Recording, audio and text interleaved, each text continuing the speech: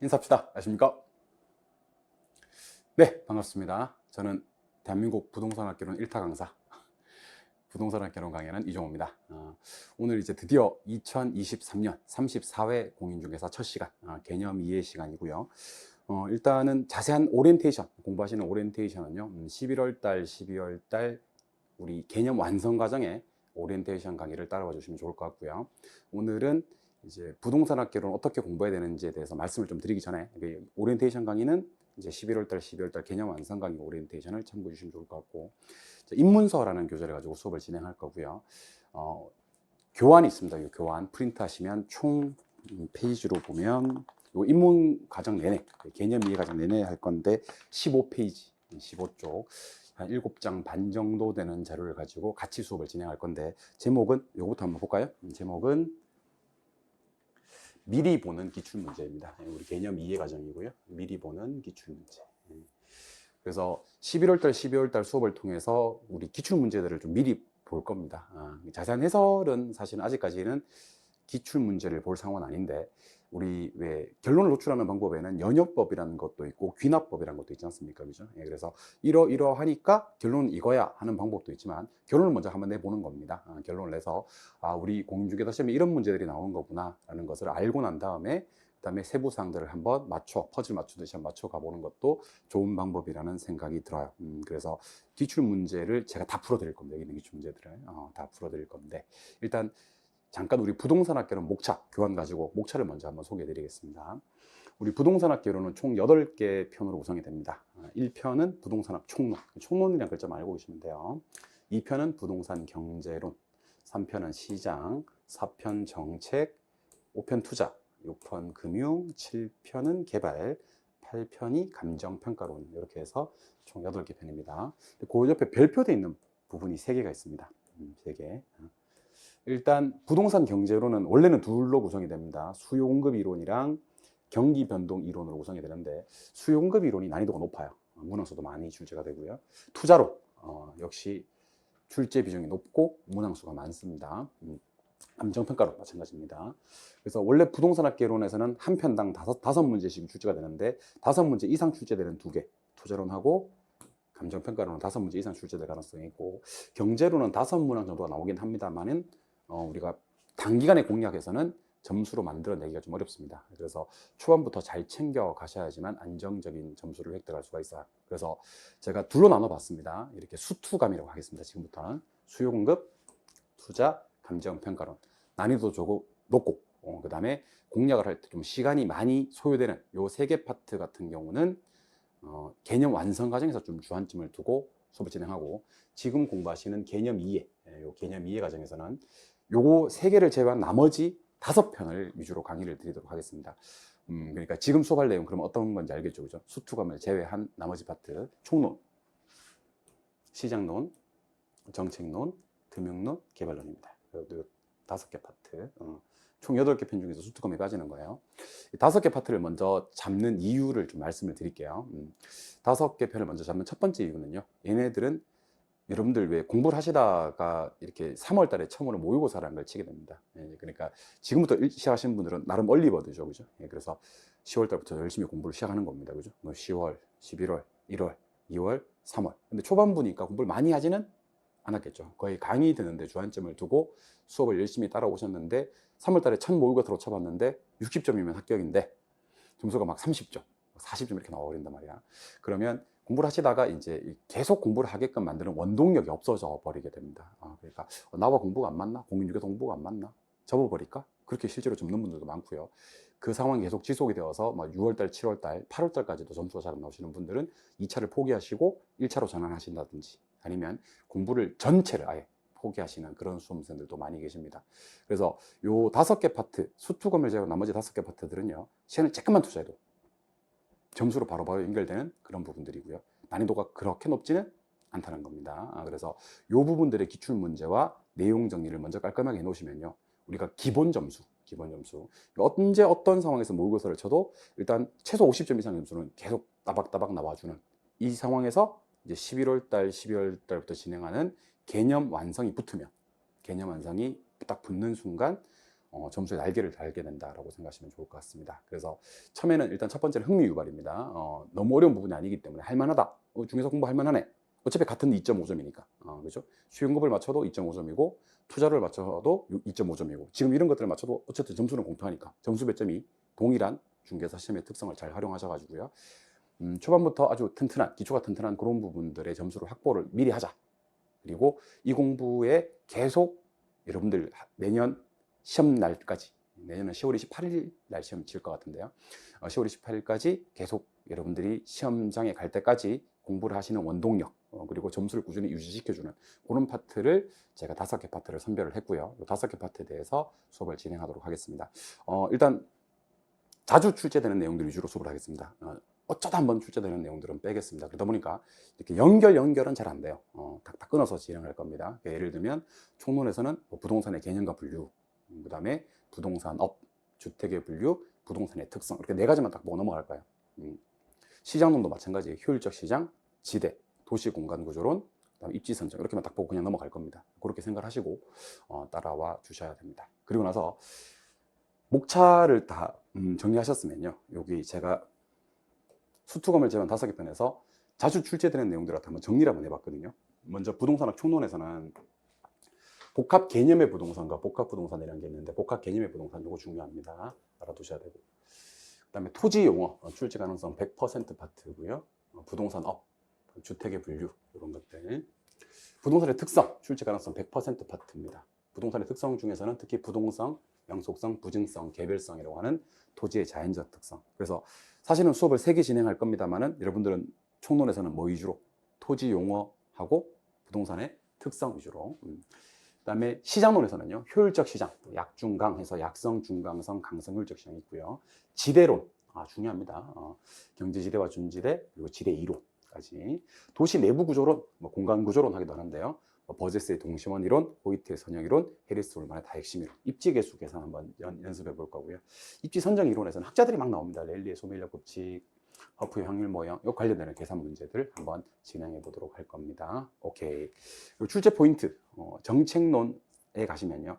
토지 정책 수단 3가지가 있습니다. 이직, 간 하는 거 있어요. 여기서는 지대론과 도시 내부 구조론, 입지 선정이 출제 가능성 100%짜리입니다. 3개가. 토지 정책 수단, 각종 부동산 정책 출제 가능성 100%짜리. 외부 효과 지역 지구제 중요하고요. 임대주택 정책도 출제 가능성 100%짜리. 조세 정책. 별 다 2개 찍어놨죠. 오케이. 그리고 부동산 금융에 가시면 부동산 금융의 종류 상당히 중요합니다. 부동산 금융 아셔야 되고요. 돈을 빌리고 갚는 방법에 고정금리로 갚는 방법과 변동금리로 갚는 방법. 특히 중요한 거 자금의 상환 방법입니다. 원금 균등으로 갚을 건지 원리금 균등으로 갚을 건지 이런 것들 정리를 한번 하고 계산 문제 도전을 해볼 겁니다. 저당 유동화, MBS 종류에 대해서 살펴볼 거고 부동산 금융의 동원 방법, 프로젝트 금융과 리츠 2가지 방법에 대해서도 정리를 하셔야 될 겁니다. 금융론에서는 자금의 상환 방법, 부동산 금융의 동원 방법 위주로 정리를 하시면 좋겠다라는 얘기를 드리고요. 부동산 개발 관리 마케팅론은 사실 단일 파트에서 가장 중요하다고 보여지는 것은 마케팅입니다. 마케팅은 32회 때 마케팅에서만 2문제 출제될 만큼 상당히 중요한 파트고 최근에는 관리 쪽이 조금 떨어지고요. 오히려 부동산 개발의 유형 쪽이 좀 더 중요해집니다. 그래서 제가 방금 이렇게 중요하다라고 했던 부분들을 위주로 지금부터 개념 이해 과정을 힘차게 한번 출발해 보도록 하겠습니다. 그래서 개념 이해는 말 그대로 그냥 이런 개념이구나라는 정도 고개 끄덕끄덕하면서 따라오시기만 하면 될 만큼 제가 좀 자세하게 수업을 진행을 하긴 할 건데 연결되는 부분은 없을 수 있다는 거 그리고 문제도 기출 문제를 미리 보여드리고 이걸 한번 푸는 방법도 강구를 해 보도록 하겠습니다. 아시겠죠? 네, 그러면 우리 교재 입문서 교재 11쪽으로 바로 넘어가 보도록 하겠습니다. 그래서 오리엔테이션은 개념 완성 과정 가서 하시고요.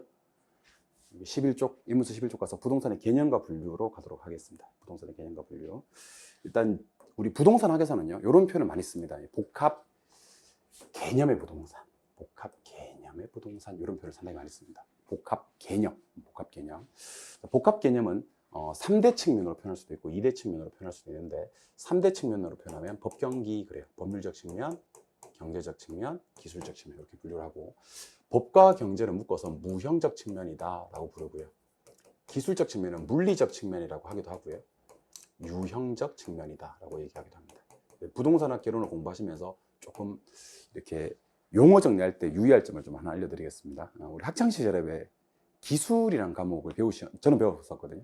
배우셨는지 모르겠는데, 기술이라는 과목하고 물리라는 과목은 성격도 내용도 그리고 사실 파트도 완전 다르지 않습니까? 그죠? 근데 우리 부동산학 개론에서는 부동산 학자들이 기술적 측면의 개념을 물리적 측면의 개념이다라고 얘기를 합니다. 여기서 이제 아니 어떻게 물리와 기술이 같아? 그러면 안 된다고. 그냥 그렇다면 그런 줄 알아야 되는 거예요. 아시겠죠? 예, 나중에는 적응되죠. 그러니까 물리적 개념과 기술적 개념은 같은 말입니다. 무슨 말인지 한번 정리를 해보겠습니다. 자, 우리 부동산 그러면 제일 먼저 떠오르는 게 아마 토지 위에 이렇게 건물 떠오를 거예요. 그죠? 그럼 토지 위에 건물을 지으려면 건축학, 토목학, 공학과 같은 기술이 필요하겠죠. 그래서 기술적 측면의 학문들을 배우셔야 되고요. 토지 위에 건물을 짓는 이유는 돈 벌기 위해서입니다. 수익을 얻으려면 경제학, 경영학 같은 뒷받침이 필요합니다. 그죠? 그래서 경제적 측면도 필요한 거고. 어쨌든 부동산 소유자의 목적은 수익의 극대화니까. 돈을 벌려면 요만큼 건물 짓지 말고 더 높게 지으면 돈을 더 많이 벌 수 있지 않습니까? 많은 임대 공간을 창출할 수 있을 거니까. 근데 얘는 아마 이유가 있을 거예요. 요만큼밖에 건물을 못 지었던 이유가 아마 건폐율이나 특히 용적률 같은 제한 때문에 여기까지밖에 건물을 못 올렸을 겁니다. 그렇죠? 요거라 또 우리는 법률적. 그리고 부동산을 매개로 해서 수많은 법률 관계가 맺어집니다. 뭐 저당권, 지상권, 지역권, 전세권, 임차권 등. 물론 민법 시간에 다 배우시겠지만 이런 것들이 법률적 측면입니다. 그래서 부동산은 당연히 세 가지 측면에서 봐야 되겠구나. 토지 위에 건물 짓는 기술 필요하니까 기술적 측면. 건물 지어서 돈을 벌어야 되니까 경제적 측면. 그리고 너무 높게 못 짓는 이유가 어떤 법률적 규제를 받고, 그리고 수많은 사법적인 법률 관계가 맺어진다. 법률적. 근데 법과 경제는 형체가 눈으로 확인할 수가 없어요. 눈으로 확인이 안 돼. 이거는 무형이라고 하고, 그래도 기술은 눈으로 확인이 되는 겁니다. 형체가 있다라는 측면에서 유형적 측면이라고 하는 겁니다. 그래서 여러분들 부동산 쳐다보고 있으면 얘가 누구 소유권인지, 법률적으로 누구 소유에 속해 있는지, 어떤 규제를 받는지 눈에 안 보이는 거지. 법률은 눈에 안 보이는 거다. 그래서 무형. 경제적 측면 마찬가지입니다. 경제적 측면도 전문가가 아닌 이상 부동산을 쳐다봤는데 얘가 임대료 수익이 얼마나 나오겠구나, 경제적 가치가 얼마나 되겠구나 하는 것을 눈으로 확인이 안 되는 겁니다. 그래서 법과 경제는 그 형체를 눈으로 확인할 수 없다. 그래서 법률적 측면이, 경제적 측면이 무형적 측면이 되는 거고, 기술적 측면은 이제 눈으로 봤을 때 조금 세보면요, 얘가 5층짜리인지 7층짜리인지 10층짜리인지 알 수가 있고, 크기가 크구나 작구나 이런 것들이 눈에 확인이, 공간 덩어리는 인식이 된다는 거죠. 그래서 기술적 측면 하나만 유형적 측면이라고 그래요. 정리하면, 자, 우리가 부동산을 바라볼 때는 통상 세 가지 측면을 함께 봐야 된다. 함께 보자는 개념을 복합 개념이라고 얘기를 합니다. 복합 개념은 그러면 몇 대 측면이 있고요? 3대 측면. 그게 뭐라고요? 법, 경기. 법률적, 경제적, 기술적. 기술적을 같은 말로 오케이, 물리적. 그리고 법과 경제는 눈으로 형체가 확인이 안 되니까 무형적 측면. 기술적, 물리적 측면은 그 형체를 눈으로 확인할 수 있으니까 유형적 측면. 이렇게 하는 겁니다. 그러면 지금부터는 시험에 나오는 거. 자, 밑으로 내려가시니까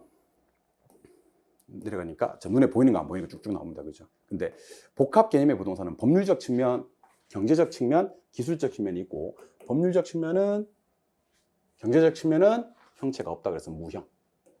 기술적 측면은 물리적 측면이라고 하는데 형체가 있어서 유형. 이렇게 합니다. 법률적 측면에서 2가지를 공부하셔야 되고요. 경제적 측면에서 5가지를 공부하셔야 되고요. 기술적 측면에서 4가지를 공부하셔야 됩니다. 그리고 이거는 지금 요 수업 들으시면서 저랑 혹시 암기가 필요하다면 암기까지도 다 한번 해보도록 하겠습니다. 하실 수 있습니다. 제가 그렇게 만들어 드립니다. 아시겠죠? 세상에서 가장 편안한 자세로, 세상에서 가장 편안한 마음으로 따라오시면 좋을 것 같습니다. 법률적 측면은 좁은 의미의 부동산이라고 해서 협의의 부동산이라는 것과, 넓은 의미의 부동산이라고 해서 광의의 부동산이라는 게 있습니다. 협의는 좁은 의미, 광의는 넓은 의미. 그러면 좁은 의미에서의 부동산, 협의의 부동산은 토지 및 그정청물을 말합니다. 토지하고 그정청물. 그래서 이게 어디에 규정이냐면 민법 99조 1항에 규정이 되어 있습니다. 민법 99조 1항. 자, 민법 99조가 총 2항으로 구성이 되어 있는데, 토지 및 그정청물은 부동산이고 2항, 1항 제외하고는 다 동산이다라고 얘기를 합니다. 민법에서는 토지 및 그정청물은 부동산, 나머지는 다 동산, 이렇게 얘기를 합니다. 근데 넓은 의미의 부동산으로 보게 되면요, 그 토지 및 그정청물만 부동산으로 보기에는, 민법상 부동산만 부동산으로 보기에는 그 범위가 너무 좁다는 거예요. 그래서 협의의 부동산 받고 준부동산이라는 게 추가됩니다. 준부동산. 그래서 협의의 부동산 플러스 준부동산이 추가된 것을 광의의 부동산이라 그래요. 조심하실 점은 광의의 부동산에도 토지 및 그정청무를 하는 협의의 부동산은 포함이 되고 여기다 추가적으로 준부동산이 더 추가된 거다. 그럼 준부동산 먼저 알려드리겠습니다. 아직은 안 배웠기 때문에 편안하게 들으시면 됩니다. 우리가 공시방법이라는 말을 써요. 공시방법. 동산의 공시방법은 점유고요. 부동산의 공시방법은 등기입니다. 예외적으로 등록. 그래서 동산의 공시방법은 뭐예요? 그러면 점유. 부동산의 공시방법이 뭐예요? 그러면 등기. 이렇게 하시면 됩니다. 그러면 권리 변동이 이루어질 때는요. 동산은 점유의 이전으로 권리 변동이 이루어지고 부동산은 등기의 이전으로 권리 변동이 이루어집니다. 근데 실제로는 분명히 토지 및 그정청물은 아닙니다. 그럼에도 불구하고 마치 지가 부동산인 것처럼 등기나 등록으로 공시하는 것들이 있습니다. 공시 방법이 부동산과 똑같다는 거예요. 그래서 원래 부동산 아니지만 부동산에 준하여 취급되는 것들이 있어요. 동산이나 동산과의 결합물 정도가 되겠죠. 어떤 것들이 있냐면 자동차, 건설기계, 항공기, 선박 같은 거 있어요. 이걸 또 우리는 기계라고 할게요. 기계 4개 있어요. 네. 공장재단, 광업재단. 이거 재단이라고 할게요. 재단 2개 있어요. 어업권, 임목. 이걸 제가 기타라고 하겠습니다. 기타도 2개 있어요. 그래서 앞으로 제가 준부동산 얘기해 주세요. 그러면 여러분들은 저한테 기계재단 기타, 기계재단 기타 이렇게 얘기해 주시면 되는 겁니다. 오케이? 자동차, 건설기계, 항공기, 선박, 기계, 공장재단, 강업재단, 재단, 어업권, 임목, 기타. 그래서 문제 푸시다가 토지 및 그정청물 하는 협의와 등기 등록의 공시 방법을 갖춤으로써 부동산에 준하여 취급되는 준부동산이 추가라고 그랬습니다. 협의의 부동산 받고 토지 및 그정청물 받고 준부동산에 추가된 개념을 좀 넓다 그래서 광의의 부동산. 어쨌든 문제 풀다가 협의하고 광의가 뜨면 법률적 구분이다. 경제적 측면의 구분이나 기술적 측면의 구분이 아니다. 특히 어떤 법이 나왔었죠? 아까 민법이 나왔었죠. 민법. 그래서 토지 및 그정청물 하는 협의 여기다가 준부동산에 추가적으로 더해진 준부동산 합쳐서 뭐 광의, 협광의가 뜨면 무슨 개념? 법률적 개념. 되셨어요? 예. 경제적 개념의 부동산은 이런 말이 나와야 됩니다. 자산, 자본, 생산 요소, 소비재, 상품. 자산, 자본, 생산 요소, 소비재, 상품. 요거는 제가 먼저 이렇게 한번 설명을 드리고 가도록 하겠습니다. 자, 마음에 준비하시고 지금부터 출발합니다. 자, 경제, 이거 좀 바꿔야 되겠네. 경제적 측면을 좀 말씀드릴 거예요. 경제적 측면. 자, 앞으로 제가 여러분들한테 경제 활동하는 곳이 어딘가요? 그럼 여러분들은 저한테 시장이요 하시면 돼요. 경제 활동하는 곳은 시장입니다. 경제 활동하는 곳은 시장. 시장에 가면 누구하고 누가 만나요? 그럼 이렇게 얘기하시면 됩니다. 시장에 가면 공급자도 있고 수요자도 있고 공급자와 수요자가 만나서 거래하는 곳이 시장입니다. 그럼 일단 수요자들은 공급자들에게 뭘 줍니까? 그럼 돈 줘요. 돈 준다. 공급자들은 수요자들에게 뭘 제공합니까? 그럼 상품 줘요. 상품. 자, 그러면 공급자들은 수요자들에게 상품을 제공을 합니다. 그죠? 수요자들은 공급자들에게 돈을 주는데 돈을 갖다가 지금부터 내 돈과 남의 돈을 한번 나눠볼까요? 내 돈과 남의 돈. 자, 내 돈 그러면 내 돈을 자본이라 그래. 자본. 남의 돈을 뭐라고 부르냐면 자산이라 그래. 부채라고 그래. 부채. 그럼 내 돈, 남의 돈, 자본과 부채를 합쳐서 자산이라고 합니다. 자산. 그래서 개념을 좀 알고 계십시다. 내 돈은요. 자본. 오케이. 남의 건 부채. 좋아요. 자산 합치면 자산. 그래서 우리 나중에 저 뒤에 가시면 뭐 대부 비율이라는 것과 부채 비율이라는 거 이런 것도 구분하거든요. 그냥 편하게 들어보세요. 투자론 가서 하는 건데 전체 자산분에서 부채 그러면 이건 대부 비율이고요. 내 자본분의 부채 그러면 이건 부채 비율이 되는 겁니다. 어쨌든 문제 풀다가 돈과 관련되는 개념이 내 돈, 남의 돈 합쳐서 이렇게 해서 자본, 부채, 자산이 뜨면 이거는 법 경계 중에서 경제적 측면의 개념이 됩니다. 돈이니까. 그리고 우리 부동산 시장에서는요. 상품이란 놈이 그냥 탄생하지 않아요. 이렇게 생산 요소를 좀 투입을 해요. 생산 요소. 그리고 이 놈을 좀 소비를 좀 합니다. 일단은. 그리고 상품으로 나와요. 자, 그러면 생산 요소라는 말이 뜨면 저는 사실 숫자 3이 기억났으면 좋겠거든요. 숫자 3. 생산의 몇 요소? 3요소. 생산의 3요소는 뭐가 있냐면 토지, 노동, 자본이 있습니다. 토지, 노동, 자본. 근데 우리 부동산학에서는 토지. 소비재는 주택, 상가, 농작물 이런 거 있습니다. 주택, 상가, 농작물. 소비재는 힘들어하지 마시고 내가 소비하는 거, 최종적으로 쓰는 거. 자, 그러면 우리가 잠자는 곳은 토지가 아니라 주택이지 않습니까? 그죠? 주택에서 잠을 자려면 뭐라는 토지라는 생산 요소가 투입이 돼야 돼. 그 주택에 한 2년 살았다? 그럼 주택을 2년간 소비했다라고 이해하시면 돼요. 하다가 좀 더 큰 평형대 이사를 가기 위해서 이걸 물건을 시장에 내놓습니다. 그러면 거래 대상이 되는 상품이 되는 겁니다. 그래서 부동산 시장에서 상품이 나오게 되는 상황은 일단 생산재를 투입하고요. 소비재로 소비를 하다가 상품으로 나오게 되는 게 일반적입니다. 그래서 문제 풀다가 5개거든요. 자산, 자본, 생산요소, 소비재, 상품은 경제 활동하는 곳, 시장에서 이렇게 주고받는 것들에 대한 내용이다라고 이해하시면 이해하기가 좀 좋을 것 같아요. 그래서 암기하시는 방법을 좀 알려드리면, 제가 수업 시간에 이제 이런 암기 코드로 암기하시면 됩니다 하는 것들은요, 아무리 유치해도 제가 하자는 대로 좀 해주셔야 됩니다. 아시겠죠? 나중에는 이거 없이는 살 수 없는 사람이 되어버립니다. 저게 이해가 돼? 하시다가 갑자기 이해가 되는 그런 놀라운 경험을 뒤늦게 하게 되는 겁니다. 아시겠죠? 그러니까 경기도에 가면 삼본이라는 데가 있습니다. 삼본. 경기도 삼본. 근데 경기도 사람들은 삼본이 어디 있는지 잘 알거든요. 근데 일반 경기도 사람이 아닌 사람들은 삼본이 어딘지 잘 몰라. 그래서 삼본? 삼본 생소상? 이렇게 얘기하시는 겁니다. 아시겠죠? 먹고 살라고 하는 거야, 나도. 그러니까 삼본은 너무 생소해. 이렇게 해서 삼본 생소상? 이렇게. 그래서 삼본 생소상이 뭐예요? 그러면 자산, 자본, 생산요소, 소비재, 상품입니다. 근데 쌤, 왜 자자생소상하지 않고 삼본 생소상했을까? 보여드립니다. 기술적 측면입니다. 기술적 측면은 자연 공간 위치 환경이 있습니다. 자연 공간 위치 환경. 여기 보니까 자연이 나오잖아요. 자연. 그러니까 자연이란 개념은 경제적 개념이 아니고 기술적, 물리적 개념이 되는 겁니다. 그럼 기술적 개념은 아까 제가 눈으로 형체가 확인이 되는 유형적이라고 그랬잖아요. 한번 볼까요?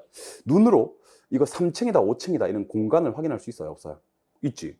눈으로 위치 좋다, 나쁘다 확인할 수 있어? 없어. 눈으로밖에 확인이 안 돼. 눈으로만 확인이 되는 거예요. 위치. 그리고 자연이 어떻다, 환경이 어떻다 합쳐서 자연 환경이 어떻다 이런 것들은 눈으로 확인이 다 가능한 형체가 있는 유형적 측면이 되는 겁니다. 그래서 기술적 개념의 4개는 어떻게 공부하시냐면 자연, 공간, 위치, 환경. 그래서 자가 3개 나오는데 자산, 자본은 경제적 개념이고 자연은 기술적 개념이 되는 겁니다. 구분하셔야 됩니다. 아시겠죠? 그래서 제가 자자생소상하지 않았고 삼본생소상을 했던 거고, 요거는 암기할 때 공자. 자, 중국을 대표하는 우리 유교의 창시자죠. 공자라는 사람이 그 넓은 중국 대륙을 강의하러 다니다 보니까 밥을 제때 못 챙겨 먹죠. 그러다 보니까 위가 계속 안 좋았어. 밥을 제때 못 챙겨 먹으니까 만성 12지장 궤양에 시달렸던 거지. 그래서 공자는 위가 너무 안 좋은 환자다 이렇게 얘기하시기 바랍니다. 그래서 여기 자를 한번 더 할게. 자로 시작해서 자로 끝내주면 돼. 자연이라는 걸 강조하기 위해서입니다. 공자는 위 환자인가? 공자는 위 환자인가? 이렇게 얘기하시는 겁니다. 무슨 말 이해하셨죠? 예. 이런 거 싫어도 해요. 아시겠죠? 예. 갑니다. 복합 개념의 부동산은 법률적 측면, 경제적 측면, 기술적 개념이 있는데 법률적 개념은 2개 얘기해 봐요. 그러면 뭐야? 협의하고 광의하고. 오케이. 경제적 개념 5개 얘기해 봐요. 그럼 어떻게 해요? 3본. 3본 너무 생소상? 기술적 개념 4개 얘기해 봐요. 그러면 공자는 위환자인가? 위환자인가? 이렇게. 그래서 공간, 자연, 위치, 환경 이렇게 기억을 하시는 겁니다. 토지 및 거정청부라는 협의, 준부동산이 더해진 광의는 법경위 중에서 법, 자산, 자본, 생산요소, 소비재, 상품, 3본 생소상은 경제적 개념, 공간, 자연, 위치, 환경, 기술적 개념은 공자, 위환자로 기억하시면 좋겠습니다. 그래서 요 정도가 복합 개념의 부동산이고, 우리 제가 교환 자료로 드렸던 거 있죠, 그죠? 예, 요거 자료, 요거 이쪽으로 한번 가보도록 할게요. 이쪽으로 가보시니까 제1편 부동산학 총론, 이제 우리가 치르시는 시험은 34회 시험인데 한 4년 전에 나왔던 문제 한번 보도록 하겠습니다. 나올 가능성이 있습니다. 부동산의 개념에 대한 설명이다. 옳은 것으로만 짝지어진 것을 찾아라 그랬습니다. 마음의 준비하시고, 자, 경제적 개념을 찾아보고 기술적, 같은 말이죠. 물리적 개념을 한번 찾아봐라 그랬습니다.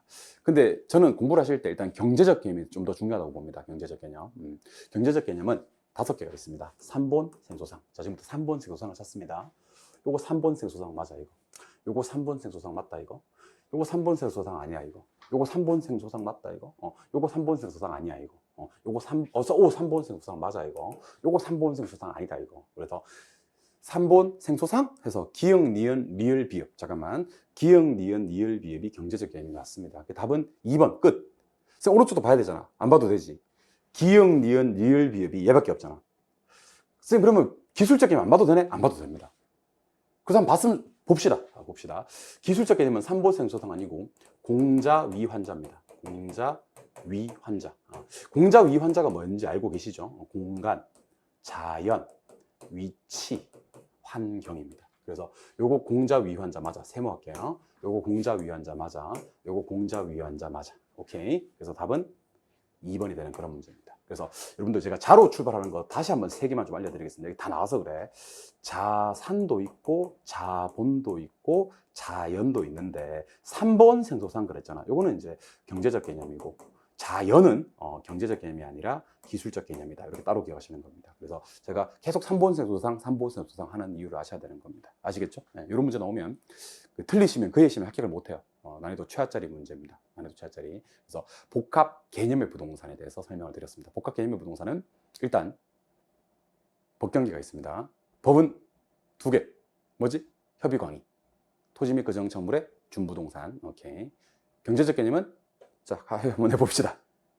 뭐죠? 3번 생소상. 3번 생소상이 뭔지 한번 얘기해봐요. 자산자본, 생산요소, 소비재, 상품. 오케이. 기술적 개념 4개. 시작. 공자, 위환자. 공자, 위환자. 공간, 자연, 위치, 환경. 이렇게 자 3개 있는데 3번에 해당되는 자산과 자본은 경제적 개념. 자연, 3번이 아닌 자연은 기술적 개념. 이렇게 보시면 되는 겁니다. 오케이. 이렇게 해서 복합 개념의 부동산은 끝내드리고요. 또 토지 2번째 보실 내용입니다. 2번째 보실 내용은 이거는 복합 개념의 부동산. 제가 풀이가 있었던 부분들은 좀 잘 정리해 놓으시기 바랍니다. 오케이. 이번에는 교재 페이지 13쪽 부동산의 분류를 한번 가보도록 하겠습니다. 부동산의 분류. 자, 토지 분류인데 여기는 별표가 들어가줘야 됩니다. 토지 분류. 뭐 택지, 부지, 후보지, 이행지 쭉쭉 나옵니다. 그죠? 이런 토지 용어들은 여기서 어떤 부분들을 정리하고 어떤 부분들을 공부해야 될지를 소개해 드리도록 하겠습니다. 일단 건축물을 건축할 수 있는 땅, 주상공이 있어요. 주상공. 이걸 택지라 그래. 건축 용지뿐만 아니라 플러스 건축 용지 받고 건축이 불가능한 땅, 하천, 철도, 수도 이런 데도 있을 수 있는 포괄적인 바닥 토지를 부지라고 합니다. 이것도 택지에 부지가 포함된다라고 표시해 주시면 좋을 것 같아요. 자, 세상의 모든 땅을 건축이 되는 땅과 건축이 안 되는 땅으로 한번 구분해 보도록 하겠습니다. 건축이 가능한 땅은 주상공이 있고요. 건축이 안 되는 땅은 도로, 철도, 하천, 수도 이런 것들이 있습니다. 건축이 가능한 땅에 쓸 수 있는 말을 택지라고 하고요. 건축이 가능한 땅 받고 건축이 안 되는 땅까지를 합쳐서 부지라고 합니다. 그래서 아까 우리 토지 및 그정청물이 협의였고 협의가 광의에 속했듯이 건축이 되는 땅이 택지고요. 이것도 어디에 포함된다? 부지에 포함됩니다. 그래서 부지는 주택부지, 상가부지, 공장부지도 되고 도로부지, 철도부지, 하천부지도 되는 거예요. 그런데 택지는 주택택지, 상가택지, 공장택지까지만 됩니다. 도로택지, 철도택지, 하천택지는 있을 수가 없는 말이다. 오케이. 예, 그래서 앞으로 제가 택지가 뭐예요? 그러면 여러분들이 적어도 이 얘기는 해야 됩니다. 건축이 가능한 땅이요, 주상공이요, 이렇게. 부지는 건축이 가능한 땅에다가도 땅도 되고 건축이 불가능한 땅까지 합쳐가지고 도로, 철도, 하천에서 쓸 수 있는 좀 포괄적으로 쓸 수 있는 바닥에만 있으면 부지라고 한다. 이렇게 보시면 됩니다. 2번에 보시니까 후보지와 이행지라는 표현이 있는데 후보지와 이행지는 일단 여기 밑에 보시니까 용도 전환 과정에 있는 토지다라는 말이 있습니다. 용도 전환 과정. 제일 중요한 말은 과정이란 말입니다. 과정. 과정에 있는 땅을 후보지와 이행지라고 하는데 먼저 정리부터 할게요. 택지농지, 임지 상호간에 전환되는 땅은 후보지라고 하고요. 택지농지, 임지 내에서 전환이 되고 있는 땅을 이행지라고 합니다. 한 번 더. 택지농지임지끼리 상호간에 바뀌는 땅은 무슨지? 후보지. 택지농지임지 내에서 전환되는 땅은 이행지. 그래서 제가 여기다 표시를 좀 할게요. 세로가 바뀌면 세로로 쓸게요. 후보지고요. 후보지고 가로로 바뀌면 이행지가 됩니다. 이행지. 오케이. 가로로 쓰겠습니다. 그럼 정리 한번 하고 가도록 할게요. 자, 10번 보시죠. 토지를 분류할 때 택지가 있고요. 농지가 있고요. 임지가 있습니다. 세상의 모든 토지는 택지, 농지, 임지로 분류를 합니다. 택지 안에는 뭐가 있냐면 주상공이 있습니다. 이건 아까 했었죠? 예. 농지 안에는 밭 있고요, 논 있고요, 과수원 있습니다. 전답과수원. 임지에는 용재림, 신탈림이 있는데 임지는 몰라도 됩니다. 시험에 나옵니다. 그래서 우리 적어도 토지를 분류할 때 택지, 농지, 임지가 있긴 한데 택지 안에 주상공이 있고 농지 안에 전답과수원이 있다는 것까지만 아셔도 괜찮습니다. 근데 토지는 용도가 다양하니까 얼마든지 토지 용도 전환이 이루어질 수 있다는 겁니다. 그래서 택지, 농지, 임지끼리도 용도 전환이 이루어질 수 있고요. 택지 안에 주상공끼리도, 농지 안에 전답과수원끼리도, 임지 안에 용재림, 신탈림끼리도 용도 전환이 될 수가 있습니다. 그런데 아예 임지가 농지로 가버리고 농지가 택지로 가버리는 것을 우리는 택지, 농지, 임지 상호간에 전환이 된다 그래요. 택지, 농지, 임지 상호간에 이런 땅을 후보지라고 불러요. 후보지. 근데 택지 내에서 주상공끼리, 농지 내에서 전답과수원끼리, 임지 내에서 용재림, 신탈림끼리 바뀌는 토지를 갖다 우리는 이행지라고 부르는 거예요. 이해하셨나요? 예, 그러면 제가 문제 한번 내볼게요. 자, 택지, 농지, 임지가 중요한 거예요? 아니면 택지, 농지, 임지 뒤에 붙는 말이 중요한 거예요? 택지, 농지, 임지 뒤에 붙는 말. 자, 택지, 농지, 임지 상호간에. 그래서 임지에서 농지로, 농지에서 택지로 이렇게 상호간에 바뀌는 땅은 후보지고요. 택지 내에서 딱 주상공끼리만, 농지 내에서 딱 전답과수원끼리만, 임지 내에서 딱 용재림, 신탈림끼리만 바뀌는 땅을 이행지라고 합니다. 오케이. 예, 그리고 후보지나 이행지는 이런 겁니다. 자, 보세요. 농지가 택지로 바뀌어버렸어. 그럼 이 땅을 이제 뭐라고 부르냐면 택지라고 하는 겁니다. 택지. 주거지가 상업지로 바뀌어버렸어. 그럼 이제 이 땅을 상업지라고 하는 겁니다. 상업지. 그럼 후보지나 이행지는 어떨 때 쓰는 말이냐면 농지에서 택지로, 주거지에서 상업지로 바뀌는 뭐일 때? 과정일 때. 바뀌고 있는 중일 때. 과정일 때만 후보지나 이행지라는 말을 쓴다는 걸 기억하셔야 됩니다. 그러니까 농지를 떠났어. 그럼 이제 농지라고 부르면 안 돼. 그럼 택지가 됐어, 안 됐어? 안 됐어. 되고 있는 중이야. 그럼 택지도 아니야. 앞으로 장차 택지가 될 거지. 그래서 택지 후보지라고 하는 겁니다. 원래 주거지였는데 장차 상업지가 지금은 아니야. 아직은 아니야. 될 것 같아 앞으로. 그러니까 되고 있어 지금. 그러면 이거는 이행지라고 하는 겁니다. 그래서 이거는 왜 이행지야? 그러면 안 돼. 보세요. 택지 내에서 바뀌고 있잖아. 주상공끼리. 그럼 이건 이행지고. 농지가 택지로 바뀌는 것은 택지, 농지, 임지 상호간에 바뀌고 있잖아. 그래서 이거는 후보지. 그래서 후보지와 이행지는 용도 전환 과정일 때 쓰는 말이다 라고 이해하시면 됩니다. 그래서 지금 여러분들은 어떤 사람인지 제가 알려드리겠습니다. 여러분들은 수험생입니다. 맞아요? 뭐가 되는? 공인중개사가 되는. 그럼 여러분들은 공인중개사예요? 아니에요? 공인중개사가 아니지. 근데 공인중개사가 되고 있는 과정이니까 여러분들을 지금 뭐라고 불러주면 되면 공인중개사 후보자다 이렇게 보시면 되는 겁니다. 땅일 때는 후보지, 이행지 이렇게 하는 거고. 그래서 아직은 그게 아닌데 앞으로 될 것 같아. 그때 쓰는 말이 후보지, 이행지입니다. 되고 있는 과정일 때. 그래서 그 대통령이 되기 전이고 되고 있는 과정일 때는 대통령 후보자, 시장이 되고 있는 과정일 때는 시장 후보자 이렇게 얘기하듯이 앞으로 택지가 될 것 같고 앞으로 이제 상업지가 될 것 같을 때 후보지와 이행지란 말을 쓰는데 그 과정이 세로가 바뀌네 보니까 택지, 농지, 임지 상호간에 바뀌는 건 후보지, 택지, 농지, 임지 내에서 바뀌네 그러면 이거는 이행지가 되는 겁니다. 이해하셨죠? 예, 좋습니다. 그래서 다시 한번 결론.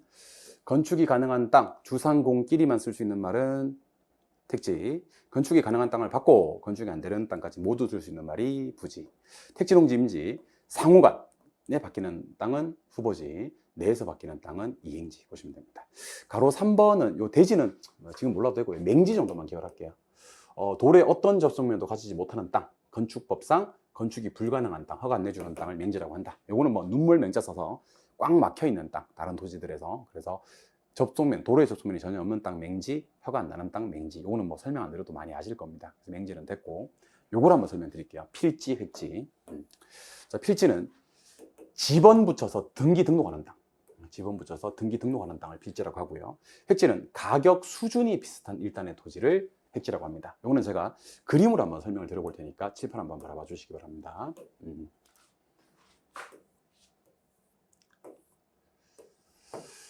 여기 22번지 땅이 있습니다. 여기 23번지, 24번지, 25번지. 이걸 갖다 우리는 내필지라고 해요. 왜? 지번이 4개 붙어 있으니까. 그래서 여러분들 나중에 자격증 취득하셔가지고요. 중개업소에 앉아 있으면 따라랑 하고 전화가 옵니다. 그래서 제가 부동산 하나 갖고 있는데 얼마 받을 수 있어요? 그러면 제일 먼저 물어봐야 될 게 집원 불러보세요 라고 얘기를 합니다. 집원 불러보세요. 그러니까 하나의 집원이 붙는 토지의 등록단위 등기단위를 필지라고 합니다. 근데 가격을 측정해 봤더니만 요 일대가 전부 다 평당 1,000만 원대예요. 평당 1,000만 원. 1,000만 원 평당 1,000만 원. 그러면 이걸 하나의 획지로 묶을 수가 있는 겁니다. 하나의 뭐예요? 획지. 그러니까 지금 여러 개의 필지가 하나 획지가 된 거지. 이런 경우도 있습니다. 엄청 큰 22번지 땅이 있습니다. 22번지. 한 필지예요. 끝. 근데 여기 점포가 4칸이 있는데 이 필지 안에 기역, 니은, 디귿, 니은. 여기가 도로 전면부. 상가 건물인데 상가 전면부고 정문이 여기 나 있어요. 정문. 여기 상가 도로 후면인데요. 여기는 후문이 나 있고 뭐 지하 주차장 통로 있고 뭐 이렇게 차 나오는데 이런 데야. 유동인구가 10배 차이 나. 그러면 기역, 니은, 디귿, 리을은 점포들이 가격이 다 다를 거예요. 그러면 이때는 한 개의 필지가 여러 개 획지로 나뉘어진다 이렇게 보셔도 되는 겁니다. 그러니까 필지가 크고 획지가 크고 그런 개념은 아닌데 느낌상 가격이 비슷한 한 묶음은 뭐고 획지고 집원 붙여서 등록하는 땅은 마다 필지다. 이렇게 가볍게만 기억하시면 좋겠습니다. 그래서 벌써 우리 6개 공부했습니다. 토지. 점점 흥미를 더해갑니까? 맹지까지 하면 7개. 예. 건축이 가능한 땅 주상공 뭐? 택지. 건축 가능한 땅 받고 불가능한 땅까지 합쳐서 부를 수 있는 말. 좀 포괄적으로. 부지. 택지 농지임지 상환에 바뀌고 있으면 후보지. 택지 농지임지 내에서 전환이 되고 있으면 이행지. 건축물을 건축할 수 없는 땅. 다른 토지에 둘러싸여 있어서 도로에 접촉면이 전혀 없어서 맹지. 집원 붙여서 등록하는 땅 필지. 가격 수준이 비슷한 1단의 토지는 획지. 이렇게 하시면 됩니다. 아시겠죠? 이런 식으로 토지 용어를 정리할 겁니다. 법지와 빈지부터는 우리 조금만 쉬셨다가 그러니까 지금 토지 용어를 갖다가 깔끔하게 정리하려고 그러면 시간이 좀 필요하니까요. 웬만하면 개념 이해 과정은 제가 50분 안 넘기려고 그래요. 나중에는 이제 우리가 수업 보통 한 50분에서 1시간 정도 수업을 하고 한 번 쉬거든요. 그런데 개념 이해부터 너무 빡세게 달리면 안 들어. 떠나. 그래서 40분씩 끊어서 좀 하다가도 한 40분 정도 됐다 싶으면 좀 끊었다가 하셨다가 최대한 집중력을 확보해서 흥미 유발, 그다음에 여러분 도움되는 강의를 한번 해보도록 하겠습니다. 좀 쉬셨다가 시험에 반드시 나오는 토지 용어 중에서 법지, 빈지부터 출발해 보도록 하겠습니다. 조금 쉬겠습니다.